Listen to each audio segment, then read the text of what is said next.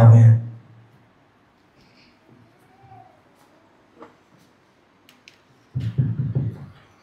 అందరికీ నా హృదయపూర్వక వందనాలండి.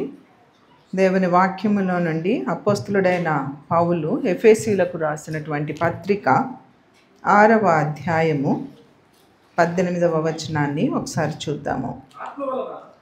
ఆత్మ వలన ప్రతి సమయమందును ప్రతి విధమైన ప్రార్థనను విజ్ఞాపనను చేయుచు ఆ విషయమై సమస్త పరిశుద్ధుల నిమిత్తమును పూర్ణమైన పట్టుదలతో విజ్ఞాపన చేయుచు మెలకువగా ఉండుడి. చాలన్నా. ఇక్కడ మనం చూసినట్లయితే మరి ఆత్మ వలన ప్రతి సమయమందు ప్రతి విధమైన ప్రార్థనను విజ్ఞాపనను చేయడం గురించి మనం చూస్తున్నాం. ప్రార్థన యొక్క అవసరత అది ప్రతి క్రైస్తవునికి చాలా అవసరం కదండి కదా. మన ప్రతి సమస్యకు, మన ప్రతి అవసరతకు మనము ఇట్స్ రెడీ వెపన్ అన్నమాట. మనము దేవుని దగ్గర నుంచి ఏది క్లెయిమ్ చేసుకోవాలనుకున్నా మనకి ప్రార్థన చాలా అవసరం.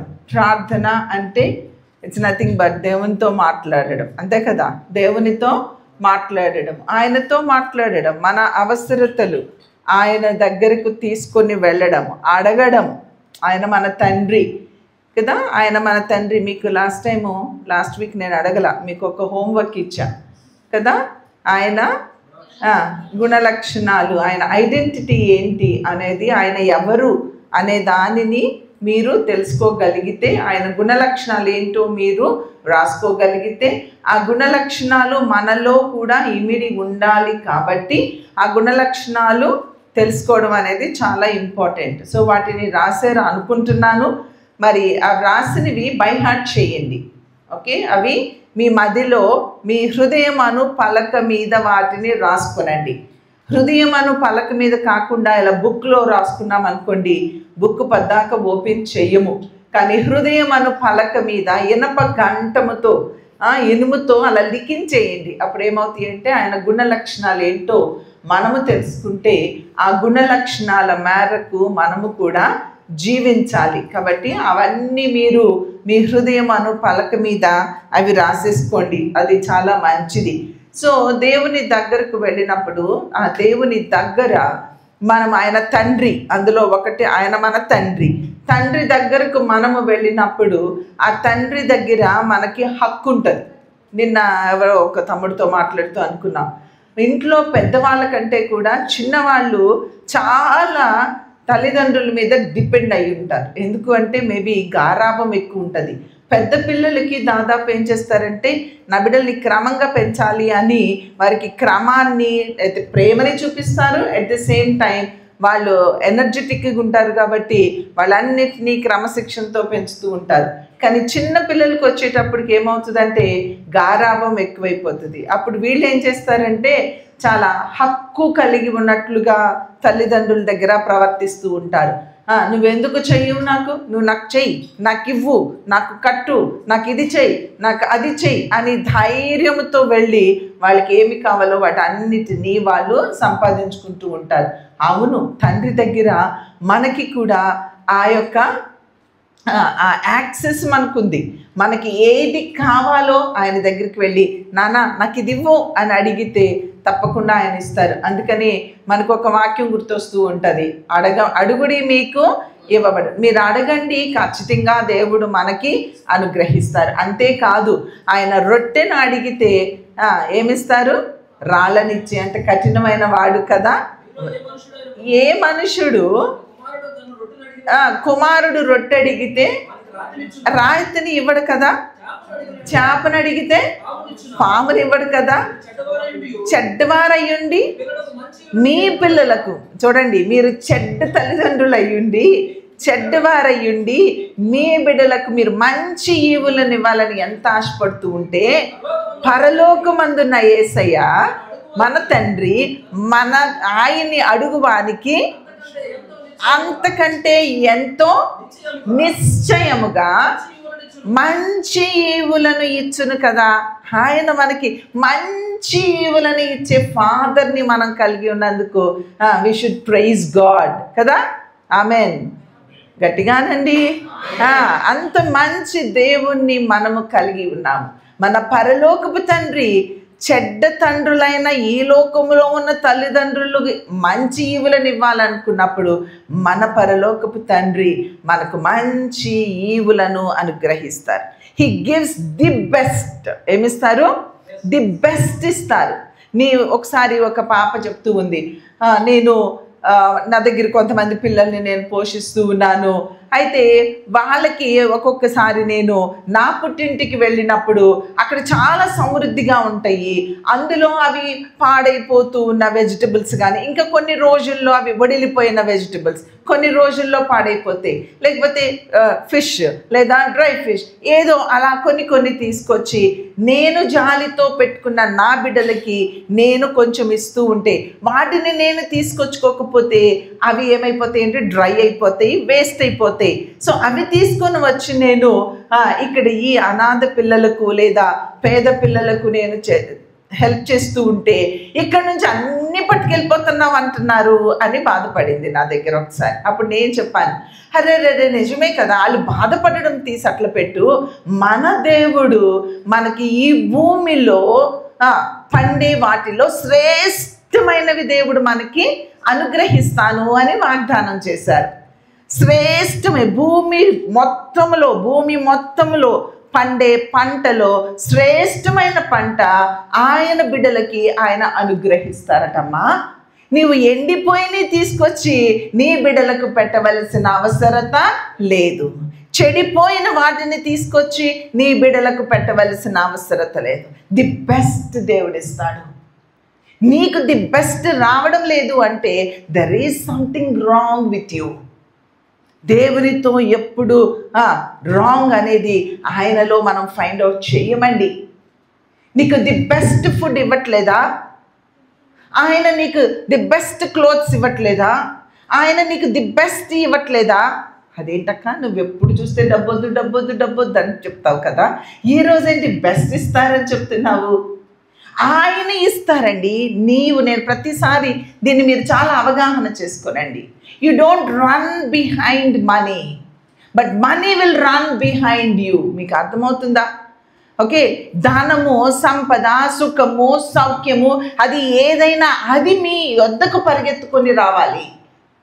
మీరు దాని వెనకాల పడకూడదు. దాని వెనకాల మీరు పడినప్పుడు అది పాపం అవుతుంది. అది మీ వెనకాల పడి దేవుడు దాన్ని మీకు అనుగ్రహించినప్పుడు అది గాడ్స్ బ్లెస్సింగ్ అవుతుంది. అది దేవుని కృప అవుతుంది. నీ సమయం కానీ, నీ యొక్క శక్తిని కానీ, నీ జ్ఞానమును కానీ, నీకున్న దేవుడు నీకిచ్చిన ఏది కూడా అది లోకాన్ని సంపాదించుకోవడానికి వృధా అవ్వదు. ఆత్మలను సంపాదించడానికి నీవు పరుగులెత్తుతూ ఉన్నప్పుడు ది బెస్ట్ ఆయన, అరే నా బిడ్డ నా కోసం ఎంత శ్రమ పడుతూ ఉన్నాడే, ఎంత శ్రమ పడుతూ ఉంది, I have to give the best అని ఆయన తీసుకొచ్చి నీకు బెస్ట్ ఇస్తారు. ఈ విషయాన్ని మనం అర్థం చేసుకోవాలి. ఆత్మీయులు మాత్రమే దీనిని అర్థం చేసుకుంటారు. కాబట్టి మీ ధనాన్ని, మీ సమయాన్ని, మీ జ్ఞానాన్ని, మీకున్న టైంను, మీకున్న సమస్తమును కూడా మీరు దేని కొరకు వెచ్చించాలి? దేవుని రాజ్యము కట్టబడడానికి. God called us only to build his kingdom. అంతేగాని మన కింగ్డమ్ని కట్టుకోవడానికి ఆయన మనల్ని పిలవలేదు. మనల్ని గ్లోరిఫై చేసుకోవడానికి ఆయన మనల్ని పిలవలేదు. మన నామాన్ని మహిమపరచుకోవడానికి, ఘనపరచుకోవడానికి ఆయన మనల్ని పిలవలేదు. ఆయన రాజ్యము కట్టుబడడానికి, ఆయన కొరకు బ్రతకడానికి, ఆయన నామము మహిమపరచబడడానికి, ఆయన కొరకు మనల్ని ఆయన పిలుచుకున్నారు. బట్ మనలో సాతానుడు మన చెవిలో ఏం చెప్తూ ఉన్నాడంటే, జస్ట్ ఏదో ముష్టివాడికి వేసినట్లుగా కొంచెం టైం దేవునికి పడేసి నీ కోసం నువ్వు బ్రతుకు, నువ్వు ఎలా బ్రతుకుతావు, నువ్వు ఎలాగ పోషించబడతావు, నువ్వు ఎలాగ నీ పిల్లల్ని ఎలా పోషిస్తావు, నీ పిల్లలకి బెస్ట్ ఆహారం ఎలా ఇస్తావు, నీ పిల్లలకి బెస్ట్ ఎడ్యుకేషన్ ఎలా ఇస్తావు, నువ్వు సమాజంలో ఎలా బెస్ట్గా ఉంటావు, అరే మీ దేవుడు ఏమాయను అని మనుషులు దేవుని నామం అవమానపరచబడుతుందని నేను కష్టపడి పనిచేసి పైకి వస్తానండి అంటారు చాలా మంది. అది చాలా పొరపాటు. అది నీ డిజైర్, అంతేగాని దేవుని నామం అవమానపరచబడుతుందని కాదు నీవు పనిచేసేది. దయచేసి మీరు ఆలోచించండి. దేవుని కొరకు బ్రతకవలసిన మనము, సాతానుడు మన యొక్క కంప్లీట్గా మన మనసును దోచుకొని దేవుని వైపు చూడవలసిన మనలను లోకం వైపు చూసేలాగా చేసినందువల్ల దేవునితో ఉన్న కాంటాక్ట్ని కంప్లీట్గా మనం బ్రేక్ చేసుకుంటున్నాం. He wants to give you the best, but why you are not able to receive? ఎందుకు అంటే నీవు దాని వెనకాల పరిగెత్తుతున్నావు. లోకము వెనకాల నువ్వు పరిగెత్తినంత వరకు, నీ ధనాన్ని, నీ సమయాన్ని, నీ జ్ఞానాన్ని లోకము కొరకు ఖర్చు చేస్తూ ఉన్నంత వరకు, నీకున్న జ్ఞానం ఎంత గొప్ప జ్ఞానం అండి. మీరందరూ ఇక్కడ సాఫ్ట్వేర్ ఇంజనీర్లు, సివిల్ ఇంజనీర్లు, పెద్ద పెద్ద లెక్చరర్స్, ప్రొఫెసర్స్, ఉన్నతమైన విద్యను అభ్యసించిన వారు ఇక్కడ ఉన్నారే. మీకెంత జ్ఞానం ఉంది. ఆ జ్ఞానములో ఎంత కనీసము 1% నీ జ్ఞానాన్ని దేవుని కోసం ఏమైనా ఎప్పుడైనా వెచ్చించావా? ఎవరో ముఖం తెలియని ఆ యొక్క కంపెనీల కోసము అహర్నిశలు శ్రమపడి రాత్రనక పగలనక ప్రయాసపడి అలిసిపోతూ ఉన్నావే. దేవుడు నీకు ఇచ్చిన జ్ఞానము ఆ కంపెనీలను బాగు చేయడానిక, దేవుని రాజ్యాన్ని కట్టడానిక? కనీసము పట్టుమని 10 నిమిషాలు మోకరించి ప్రార్థించలేని క్రైస్తవ్యం ఏమి క్రైస్తవ్యం అండి? దేవుడు నీకు జ్ఞానం ఇచ్చింది ఆ కంపెనీలను బాగు చేయడానిక? దేవుడు నీకు జ్ఞానం ఇచ్చింది నీ జ్ఞానముతో ఇతరులను మోసం చేయడానిక? దేవుడు నీకు జ్ఞానం ఇచ్చింది దేవుని రాజ్యాన్ని కట్టడానికి. దేవుడు నీకు నాకు జ్ఞానం ఇస్తే ఆ జ్ఞానాన్ని మనం ఏమి చేస్తున్నామండి? ఏమి చేస్తున్నామో ఆలోచించండి. అపవాది మన మనోనేత్రములకు గురుడ్డితనాన్ని కలుగు చేసినందువల్ల we are not able to understand the truth. సత్యము మరుగైపోయింది. సత్యము సంత వీధుల్లో అరుస్తూ ఉంది అట. సత్యము సంత వీధుల్లో అరుస్తూ ఉందట. దానికి అంత కర్మ వచ్చేసింది. దేవుడే సత్యం, నేనే మార్గము, నేనే సత్యము, నేనే జీవము. ఆయన సత్యమై ఉన్నాడు. ఆ సత్యము సంత వీధులలో అరుస్తుంది అంటే దేవుడు అరుస్తూ ఉన్నాడు. ఇంకొక ఐజయాలో అనుకుంటా అంటూ ఉంటాడు, భూమి ఆలకించవా, ఆకాశమా ఆలకించవా. అరే మనుష్యులు మాట వినకపోతే ఆయన ఎవరితో చెప్పుకోవాలో తెలియక భూమితోనూ ఆకాశంతోనూ మాట్లాడుతూ ఉన్నాడండి. యెహోవా మాట్లాడుచున్నాడు, ఆకాశమా ఆలకించు, భూమి చెవియొగ్గు. నేను పిల్లలను పెంచి గొప్పవారినిగా చేసి, ఏం చేశారు వాళ్ళు? నా మీద తిరుగుబాటు చేసి ఉన్నారు. స్నేహితులుగాను, పిల్లలుగాను, దత్తపుత్రులుగాను మనల్ని కని పెంచి పెద్ద చేసి ఆయన రక్తాన్ని కార్చి కొని చివరికి దిక్కు తోచక సృష్టితో ఆయన బాధ చెప్పుకోవాల్సి వస్తుందండి. ఎక్కడున్నామండి మనము? మన భక్తి ఎక్కడుందండి? దేవుడు ఎంత నలిగిపోతున్నారో నా విషయంలో, నీ విషయంలో ఆలోచించకుండా లోకం లోకం లోకము, ఆస్తి అంతస్తు డబ్బు పరిగెత్తుతావే. నీవు దేనికోసం 100% లేదా 99% నువ్వు ప్రయాసపడుతున్నావో అది నీతో పాటు నిన్ను పరలోకానికి వెళ్ళనిస్తుందా? పోనీ అది నీతో పాటు పరలోకానికి వస్తుందా? ఉపయోగం లేని దాని కొరకు ఎందుకు అంత ప్రయాసపడుతున్నావు? పోనీలే, నువ్వు పడుతున్నావు, మళ్ళీ నీవు వినకపోయినా ఏ చిన్న పిల్లలు అలా కూర్చొని జాగ్రత్తగా వాక్యం విని ఇంటికి వచ్చి, అమ్మ రూతకి ఇట్లా చెప్పారు కదా, రూతాంటి ఇలా చెప్పారు, సాగర్ అంకుల్ ఇలా చెప్పారు కదా, ఇలా ఉండమన్నారు, నోరు మూసుకొని నేను చెప్పిన పని చెయ్యి.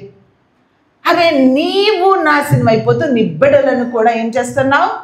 నాశనానికి నడిపిస్తూ ఉన్నావా? దయచేసి 2 చేతులు జోడించి మీకు చెప్తున్నానండి, ఈ లోకము విడవవలసిన వారము, లోకాన్ని సంపాదించుకోవలసిన వారము కాదు, నీతిని, యథార్థతను, పరిశుద్ధతను సంపాదించుకోవలసిన వారం, దేవునితో రిలేషన్షిప్ని బిల్డ్ చేసుకోవలసిన వారం, దేవుని చిత్తాన్ని కనుగొనవలసిన వారం, దేవుని కొరకు బ్రతకవలసినటువంటి వారము. అలాంటి మనము లోకాన్ని సంపాదిస్తూ మన బిడ్డలను కూడా త్రప్పుదోవ పట్టిస్తూ ఎంత నీచమైన కార్యాలకు దిగజారుతున్నామో ఒక్కసారి ఆలోచించరా? ఆత్మతో ప్రార్థించవలసిన నీవు, దేవునితో కాంటాక్ట్లో ఉండవలసినటువంటి నీవు, విజ్ఞాపనలు చేయవలసిన నీవు, యాచనలు చేయవలసిన నీవు, రోదన చేయవలసిన నీవు, అయ్యో ఆత్మలు నశించిపోతున్నాయే అని చెప్పి నశించిపోతున్న ఆత్మల పట్ల భారము కలిగి ఉండవలసిన నీవు. నీ భర్త ఇంకా రక్షించబడలేదే, త్రాగుబోతుగా ఉన్నాడే, ఆఫీసులకి వెళ్ళి ఎక్కడో ఏంటో ఎలా బ్రతుకుతున్నాడో తెలియకుండా అనుమానాలతో నీ యొక్క గలిబిలి రేపుకుంటూ ఉన్నా నీవు దేవుని సన్నిధిలో మోకరించి, అయ్యా నా భర్తను మార్చవా, నా భర్తను దర్శించవా అని ఏడవవలసిన నీవు. డబ్బు సంపాదించుకోవడం, నువ్వు ఉద్యోగం చేసి వాడలా బ్రతుకుతున్నాడు, నేను ఇలానే బ్రతుకుతాను అని నీవు ఇల్లీగల్ కాంటాక్ట్స్ పెట్టుకొని నీవు బ్రతుకుతూ ఉంటే ఇంకా ఆత్మల పట్ల భారము కలిగిన వ్యక్తిగా నువ్వెక్కడున్నావండి? నీ భార్య కొరకు కన్నీరు కార్చవలసిన భర్తవై ఉన్నావు. నీ భార్యలో నీకు కనబడుతున్న ఆ దేవునికి వ్యతిరేకమైన స్వభావాలు ఏమైతే ఉన్నాయో వాటితో నువ్వు పోరాడవద్దు, కానీ మోకరించి ప్రార్థన చేస్తున్నావా? తండ్రి, వీరితో జోక్యం కలిగించుకోవా? ఇంటర్ఫియర్ అవ్వవా? వారిని దర్శించవా? వారితో ఎన్కౌంటర్ అవ్వవా? వారిని యాకోబును దర్శించినట్లుగా దర్శించి ఇశ్రాయేలుగా నువ్వు మార్చవా?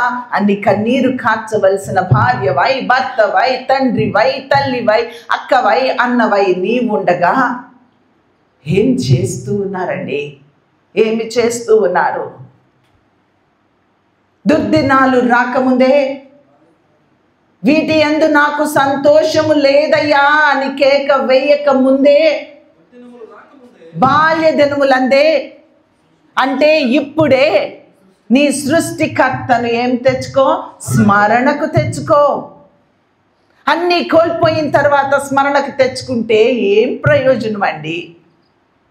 నయోమి అన్నీ కోల్పోయిన తర్వాత బెత్లెహేముకు తిరిగి వెళ్తానని బయలుదేరింది. But God is so great. కోల్పోయిన వారిని సంపాదించుకోలేకపోయింది, కానీ తన సంతానము ద్వారా, తన రిపెంటెన్స్ ద్వారా లోకానికి రక్షకుడైన క్రీస్తుని తీసుకుని రాగలిగింది. ప్రియ చెల్లి, ప్రియ తమ్ముడు, ఏమై ఉన్నాం మనం? ఎలా ఉన్నాము? దేవునితో ఈ ఉదయ కాలంలో నీ రిలేషన్ ఎలా మెయింటైన్ చేస్తున్నావు? ప్రార్థన చేస్తున్నావా? దేవుని ఆత్మ నీలో ఉండనిస్తూ ఉన్నావా? దేవుడు ఇచ్చిన కంఫర్ట్స్ని, దేవుడు ఇచ్చిన ఐశ్వర్యమును, దేవుడు ఇచ్చిన ధనమును, దేవుడు ఇచ్చిన జ్ఞానమును ఏం చేస్తూ ఉన్నావు? నెహెమ్యా మనకి కనపడుతూ ఉంటాడు. నెహెమ్యాకి దేవుడు అన్నీ ఇచ్చాడు. మంచి ఉద్యోగం చేసుకుంటూ ఉన్నవాడిగా ఉన్నాడు, సుఖంగా సౌఖ్యంగా ఉన్నాడు. కానీ అక్కడ యెరూషలేము యొక్క ప్రాకారములు ఏమైపోయినాయట? కూలిపోయినాయట. చూడండి ఒకసారి.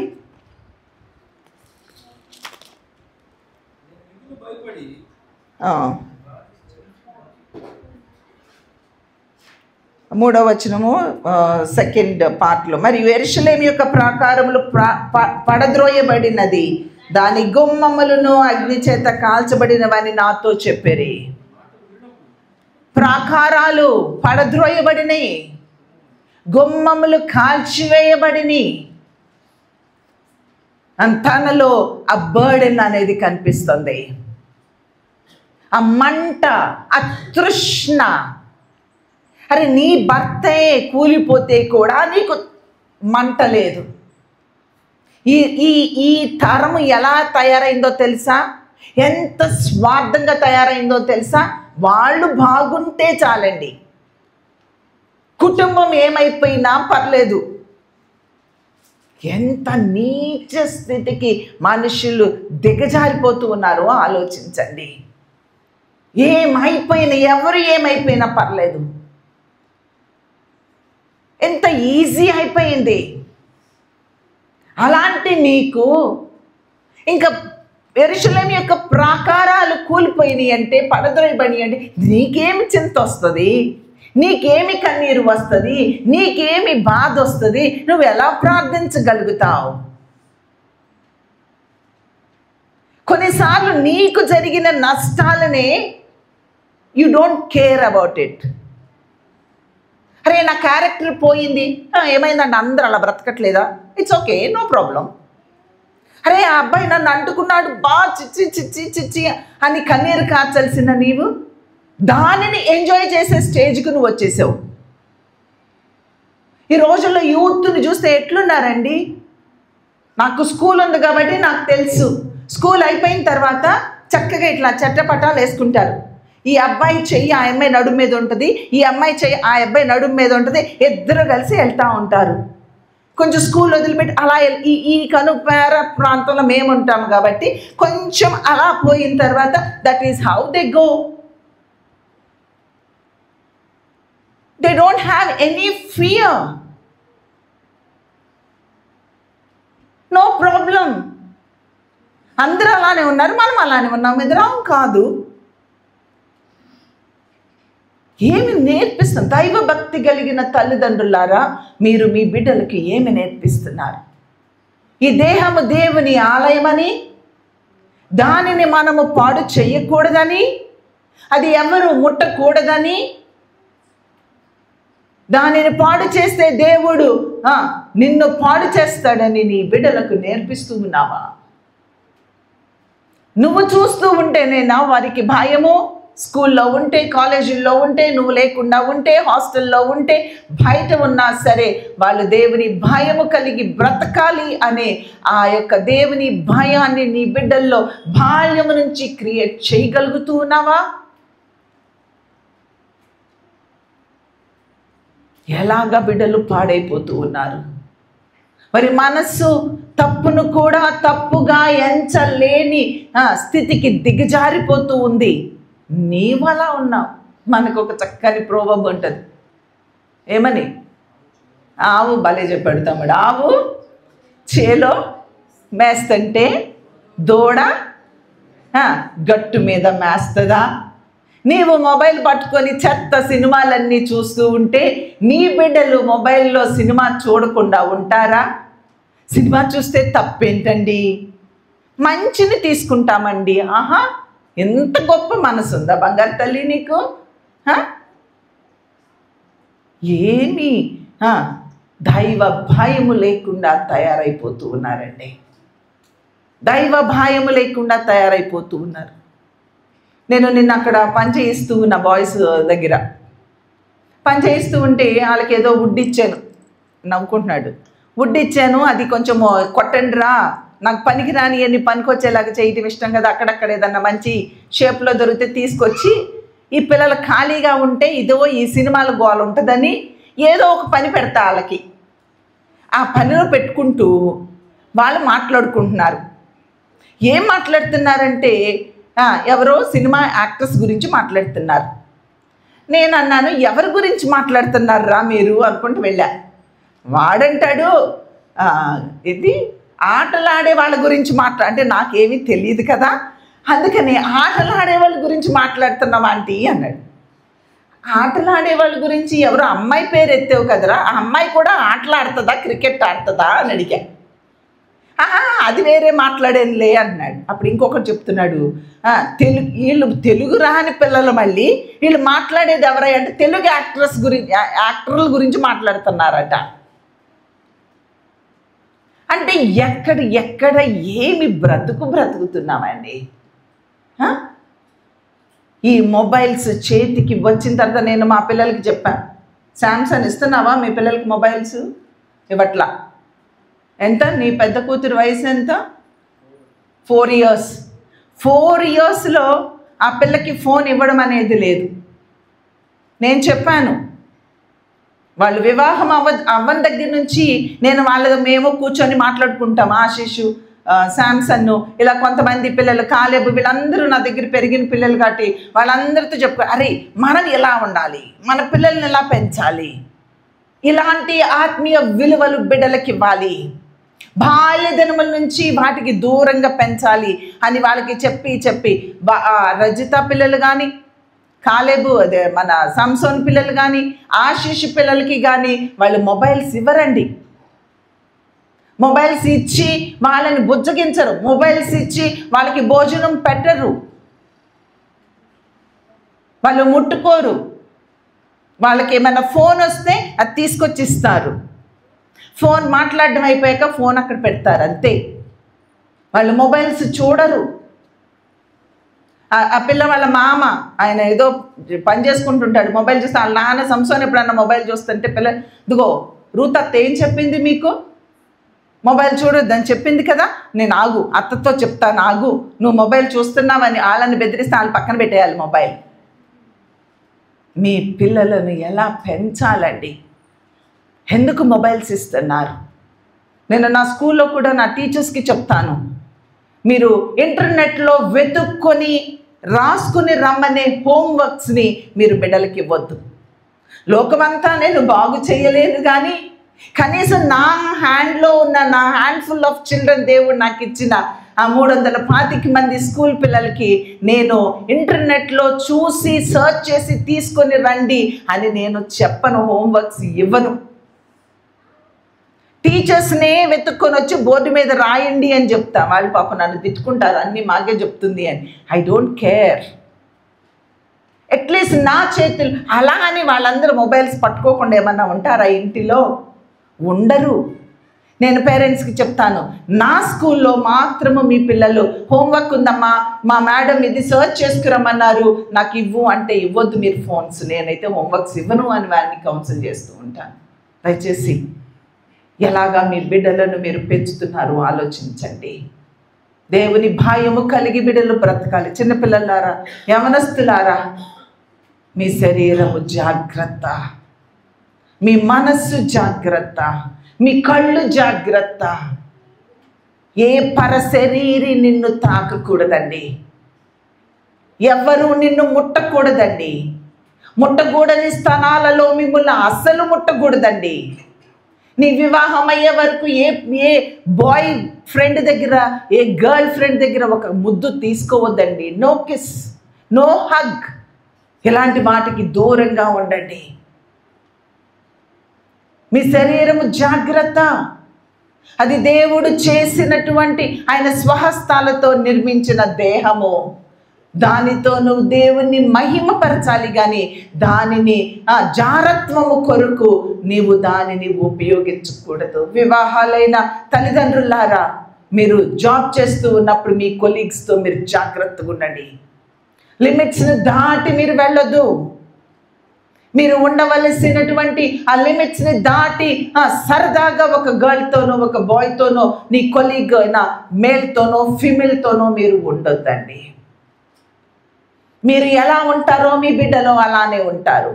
దేవుని ఎడల మీరు ఎంత భయము కలిగి ఉంటారో మీరు మీ బిడ్డలో అంతే భయము కలిగి ఉంటారు దేవుని పట్ల. నీ భర్తని నువ్వు ఎంత గౌరవిస్తావో, నువ్వు ఎలాగా నీ భర్త పట్ల భయము కలిగి ఉంటావో నీ బిడ్డలు కూడా నీ భర్తకు రెస్పెక్ట్ ఇస్తారు, వాళ్ళ తండ్రికి రెస్పెక్ట్ ఇస్తారు. వాళ్ళ విషయము, వాళ్ళలో ఎంత తప్పులు నీకు కనిపించినా నీ బిడ్డల దగ్గర మాత్రము వారి తప్పులను ఎత్తి మాట్లాడొద్దు. అది ఎవరైనా సరే. నేను మొన్న నాకు ఎవరో ఒక లెటర్ రాశారు. ఆ లెటరు నా కబర్డ్లో ఉంది. నేను ఊరు వెళ్ళాల్సి వచ్చింది. నా పాప అడిగింది, అమ్మ కబోర్డ్ తాళాలు ఇచ్చెళ్ళు నాకు అంది. సరే అన్నా. నేను మార్నింగ్ బయలుదేరి వెళ్తూ 7 కట్లా నేను దాదాపు ఐ విల్ లీవ్. నాకు సడన్గా గుర్తొచ్చింది, లెటర్ ఉంది, అది నా పాప చూడకూడదు. అది ఏదైనా ఎవరి గురించి అయినా వేరే వాళ్ళ గురించి నాకు తెలిసిన ఆ రహస్యము ఇంకా ఎవరికీ కూడా తెలియకూడదు. అది వాళ్ళు రహస్యంగా నాతో చెప్పింది. కొన్ని ఉంటాయి, అందరికీ తెలిసిపోతాయి. బహిరంగంగా చేసే తప్పులు అందరూ గుసగుసు మాట్లాడే కొన్ని ఉంటాయి. బట్ ఇది వారి హృదయంలో నుంచి పంచుకున్నది, అది బయటికి వెళ్ళకూడదు. ఆ పాప తీస్తుందా, అన్ని శారీసు అన్ని థింగ్స్ ఉన్నదా, అది కనపడుతుందా అంటే కనిపించకపోవచ్చు. బట్ సేఫర్ సైడ్ ఉండాలి. నేను మార్నింగ్ లేచి అది జ్ఞాపకం వచ్చింది, గబగబా నేను అది మ్యాచ్ బాక్స్ పెట్టుకుని దాన్ని కాల్ చేసేసి అక్కడ ట్రాష్లో పడేసి నేను ట్రావెల్ చేశాను. అది ఎవరి రహస్యమైనా, అది తోటి వ్యక్తులదైనా, అక్కదైనా, చెల్లిదైనా, అన్నదైనా, తమ్ముడిదైనా, అత్తదైనా, మామదైనా, బావదైనా, వదినదైనా, మరదలదైనా, తండ్రిదైనా, తల్లిదైనా, లేకపోతే ఎవరి సీక్రెట్ నీకు తెలిసిన, నాకైతే ఎంతోమంది బిలీవర్స్ వాళ్ళ హార్ట్ని నాకు షేర్ చేసుకుంటూ ఉంటారు. We're not suppose to proclaim to other people. అరే తండ్రి అంటే రెస్పెక్ట్ ఇవ్వడం నేర్పించు. చాలామంది తండ్రులను నువ్వు నీ ఇష్టం వచ్చినట్టు మాట్లాడేస్తావు. ఆ పిల్లలకి ఇంక తండ్రి మళ్ళీ వాళ్ళ మాట వినిపోతే నువ్వు అసలు ఏం పట్టించుకోవని మళ్ళీ వెళ్ళి ఉరుమంట ఉరిమి పగిలిపోయిన మంగళమే పడుద్దంట. అసలే సగం పగలు కొట్టేసావు, ఏదో ఓడతా ఉన్నాడు నీ హస్బెండ్, మళ్ళీ నువ్వేం పట్టించుకోవేంటి? నువ్వు నిన్ను బట్టే ఆ పిల్లలు అట్లా అయిపోయారు. అరే ఒక్కోసారి భర్తలు భార్యల మీద పడిపోతారు. ఏమి తల్లివి నువ్వు ఇలా చేసావు, ఇలా పెంచావు. తల్లిది తండ్రిది ఇద్దరిది కలిపి ఉంటుందండి బాధ్యత, ఒకరిదే కాదు. కాబట్టి అర్థం చేసుకోనండి. ఒకరినొకరు నిందించడం కాదు, ఒకరికంటే ఒకరు ఘనులుగా ఎంచుకోవడం నేర్చుకున్నట్లయితే మీ కుటుంబము జాగ్రత్తగా ఉంటుంది. Anyway, I went out of the topic. Anyway, come back and conclude. Nehemiah ప్రాకారాలు కూలిపోయినప్పుడు, గుమ్మాలు కాలిపోయినప్పుడు, he has a burden. ఇక్కడ 2 థింగ్స్ నేను చెప్తాను. మన శరీరము, ఒకడు తన మనస్సును అణుచుకోలేకపోతే, ప్రాకారము లేక పాడైన పురమియంతో తన మనస్సును అణుచుకొనలేని వాడును అంతే. ప్రాకారము లేని పురాలు ఎలా పాడైపోతావో, నీ వ్యక్తిగతంగా నీ మనస్సును నువ్వు అణుచుకోలేకపోతే నీవు పాడైపోయిన ప్రాకారం లేని ఒక పట్టణానివి, ఒక పురానివి.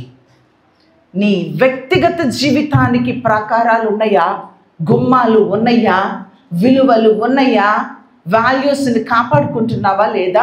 ఒక్కసారి ఆలోచించుకో ఈ ఉదయకాల సమయంలో. రెండవదిగా స్పిరిచువల్గా సంఘము, సహవాసము, ఫెలోషిప్, చర్చ్, సార్వత్రిక సంఘము, వీటికి ఉండవలసిన విలువలు ఏమైనా ఉన్నాయా? ఇందాక మధుకర్ బ్రదర్ ప్రేయర్ చేస్తూ ఎంత బర్డెన్తో ప్రేయర్ చేశారంటే, అయ్యా మా సంఘము ఫెయిల్ అయిపోతూ ఉంది, టయానికి నీ సన్నిధికి వచ్చి ఆరాధించడంలో ద బర్డెన్. క్రమంగా టయానికి వచ్చేవాళ్ళు, మన యాంథోనీ గారు కానీ ఇలా క్రమానికి వచ్చేవాళ్ళు ఉన్నారు. సురేష్ ఫ్యామిలీ ఎలక్ట్రానిక్ సిటీ నుండి చిన్న పిల్లోడిని వేసుకొని అంత దూరము నుండి సమయానికి వచ్చి మొదటి ప్రార్థనకి ఉండి పాటల్లో దేవుణ్ణి ఆరాధిస్తూ ఉంటున్నారు. వై మనము ఎందుకు ఫెయిల్ అవుతున్నాం? నేను ఎందుకు ఫెయిల్ అవుతున్నాను?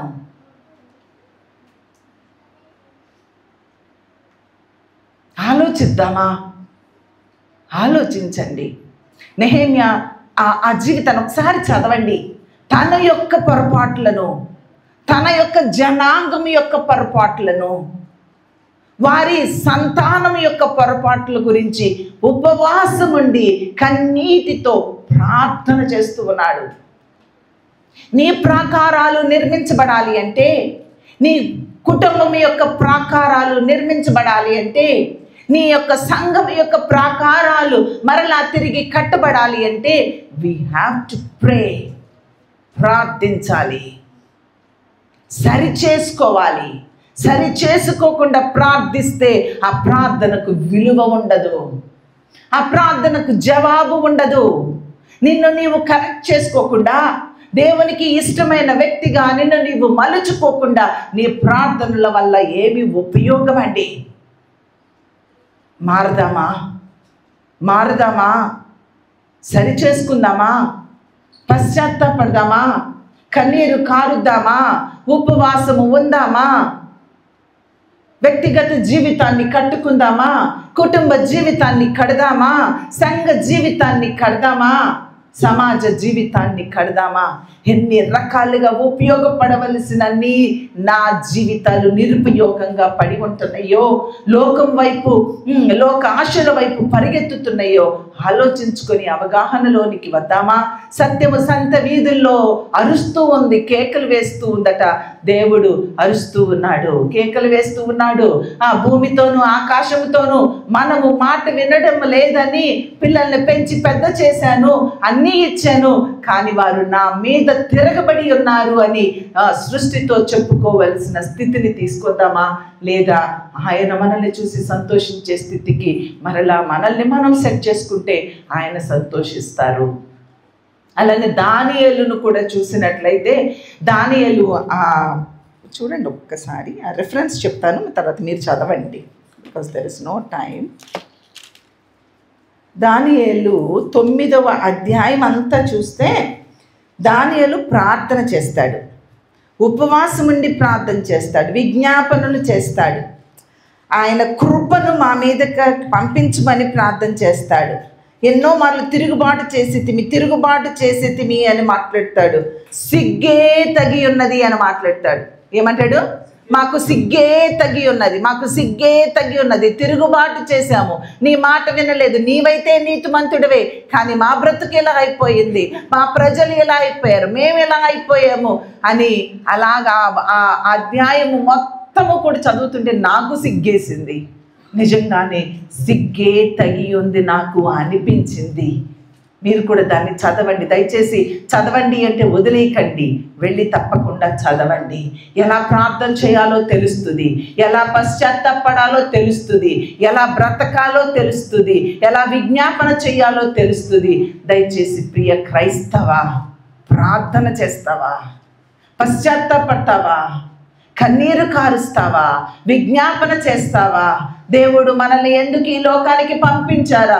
ఆ యొక్క సంకల్పాన్ని నెరవేర్చడానికి మనల్ని ఉపయోగించుకోమని మనల్ని మనం ఆయన చేతులకు అప్పగించుకుందామా? మనం ఎక్కడ ప్రాకారాలు కూలిపోయినాయో, పడద్రోయబడినవో, అపవాది పడద్రోస్తూ ఉన్నాడు, విలువలు లేకుండా చేసేస్తూ ఉన్నాడు, గుమ్మాలు కాల్చివేయబడినాయి, ఎక్కడ కూడా ప్రాకారాలన్నీ నాశనం అయిపోయిన స్థితిలో మనం ఉన్నాము. కాబట్టి ఆ స్థితి నుంచి మనము బయటికి రావాలని ఆయన ఆశపడుతూ ఉండగా చూడండి, దానియేలు 9వ అధ్యాయము 17వ వచనంలో కూడా చక్కని మాటలు మనకి కనపడతాయి. అందరూ చదవండి, అందరూ గట్టి చదవండి, నాకు వినపడే అంత గట్టి చదవండి.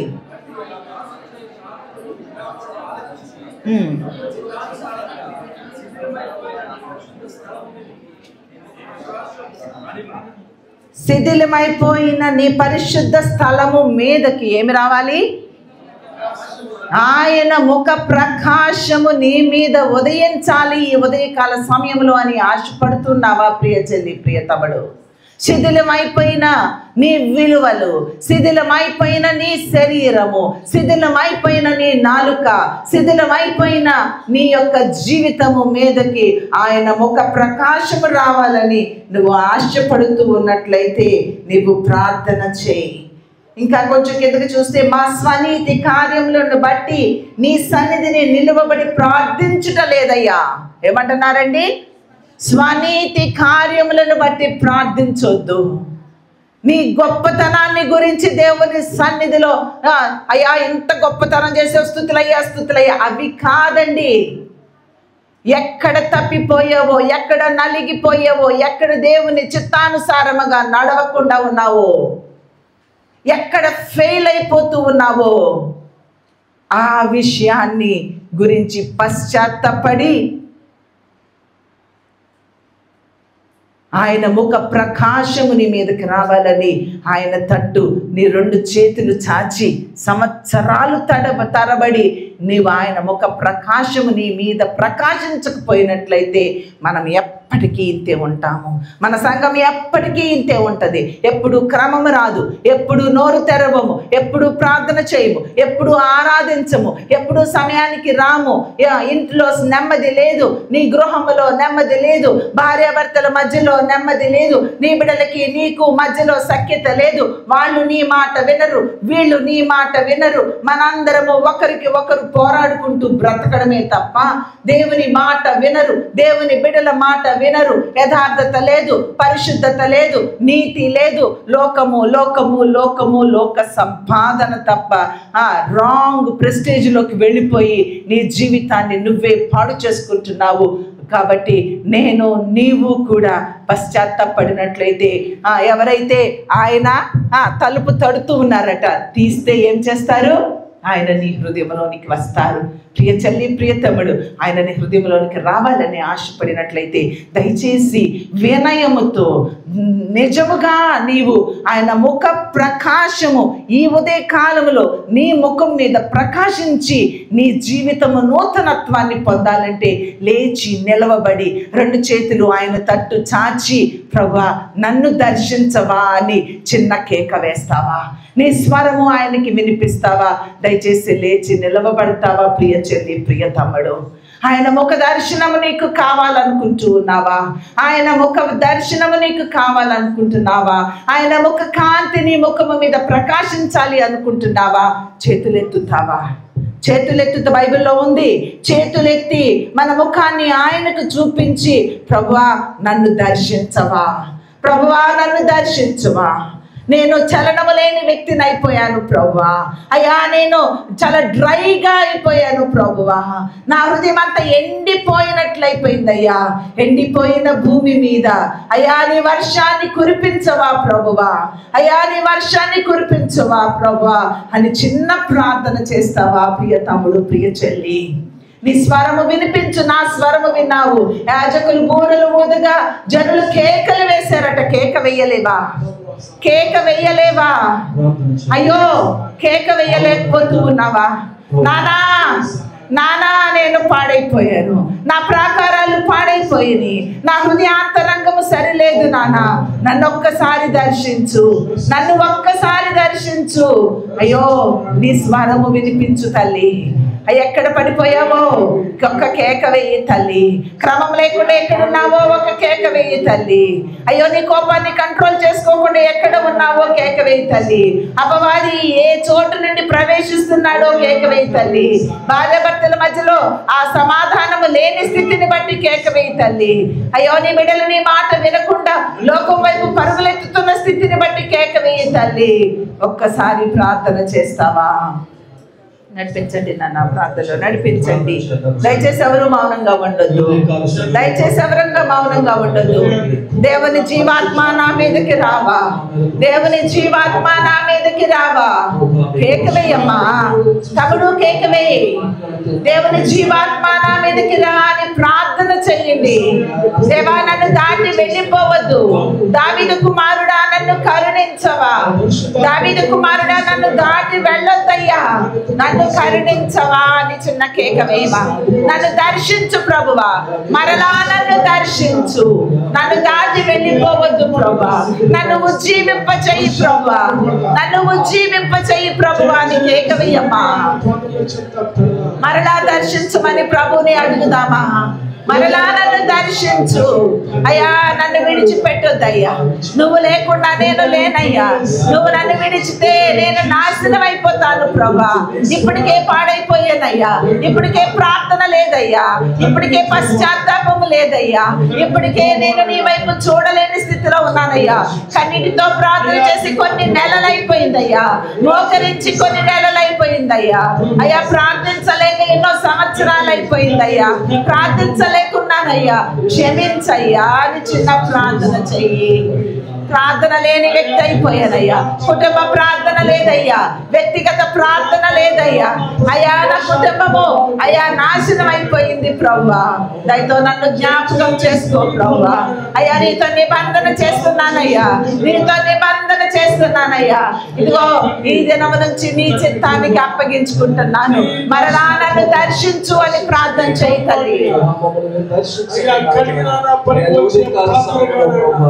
అయ్యా నా అంతరంగ స్థితి దేవుడు అయ్యా నన్ను దర్శించండి నాయన. అయ్యా పడిపోయిన స్థితిలో అయ్యా